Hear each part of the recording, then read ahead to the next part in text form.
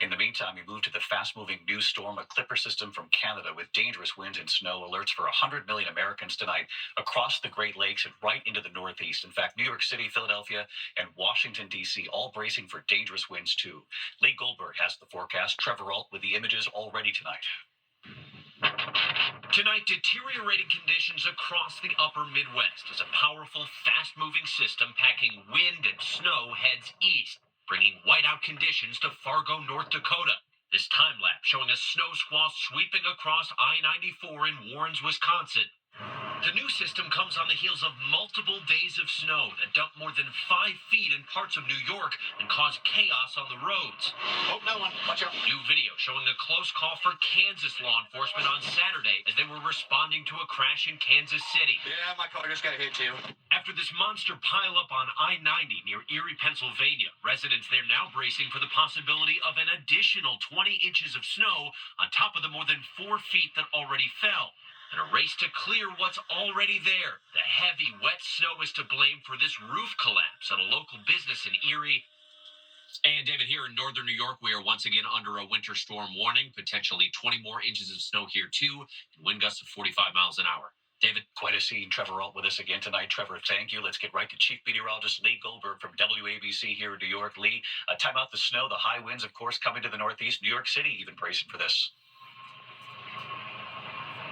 Indeed, David, and not all Clippers created equal. This one's high impact. We've got winter weather alerts that go from the upper Midwest all the way into the Northeast, and that includes lake snow warnings and even a blizzard warning. Now, the heaviest snow is moving from the Great Lakes into the Northeast tonight. In fact, by morning, we could have some snow squalls just northwest of the I-95 corridor. Some coastal rain and some of the heavier snows start to move in to northern New England. Then it's all about the winds behind this Arctic front. Some gusts to 50 miles an hour. Could be damaging. Watch out for those holiday decorations. Make sure they are secured. This is carrying in some really fierce Arctic air. Sub-zero wind chills by morning in Chicago. Feels like 4 below. The core of this cold will be right here in New York City by Friday into the start of the weekend. David? Lee Goldberg back with us tonight from WABC Channel 7. Lee, thank you. We talked tonight about the massive Chinese hack into phone systems right here in the U.S. Federal authorities acknowledging for the first time Chinese hackers successfully stole data from hundreds of thousands of Americans, hacking at least 8 telecommunication companies, and now suggesting Americans who don't want their text messages and conversations stolen by China to use apps for encrypted messaging. Here's Pierre Thomas. Tonight, the chairman of the Senate Intelligence Committee telling ABC News millions of Americans could potentially be impacted by a massive Chinese hacking and espionage campaign. Authorities now say at least 8 American telecommunications giants were compromised as part of a recently discovered global hacking operation. The news coming as ABC News learned U.S. authorities suspect the data of hundreds of thousands of U.S. mobile phone users was stolen, with more than 1 million unsuspecting consumers likely affected. Senator, just how serious is this issue? This is the worst telecom hack in United States history. According to the FBI, the Chinese government stole a large amount of data, including who the phone users were talking to, when they spoke, and where they were communicating from. In some cases, the Chinese hackers were able to read text messages and to actually listen in on conversations of a small group of high-profile Americans. But officials today also acknowledging the massive privacy implications for so many average Americans.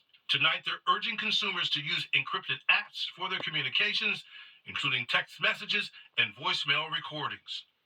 Officials acknowledge that those hackers are still in those phone networks and say it will take some time to get them out, David. Saying not just politicians and government leaders, but everyday Americans, too, in this country affected by this Chinese hack. Pierre Thomas, this is something. Thank you.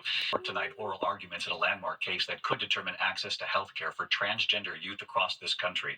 In question, a Tennessee law banning gender-affirming care, such as hormone therapy and puberty blockers for minors. Several Tennessee families with transgender children say the law is unconstitutional. The conservative majority of the court seemed to side with Tennessee's move.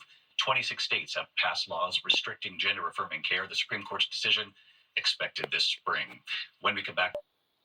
To the index of other news, an art teacher in Fresno County, California, has died of rabies 1 month after being bitten by a bat at Bryant Middle School. Her family says teacher Leah Sanong found the bat in her classroom last month. She was bitten trying to take it outside. This is the first human rabies death in Fresno County since 1992. A raw milk recall in California is expanding tonight after multiple samples tested positive for bird flu. Raw Farm in Fresno pulling its whole milk and cream from stores and stopping production. The recall covers containers produced between November 9th and November 27th. No known human cases of bird flu have been confirmed in people who drank raw milk.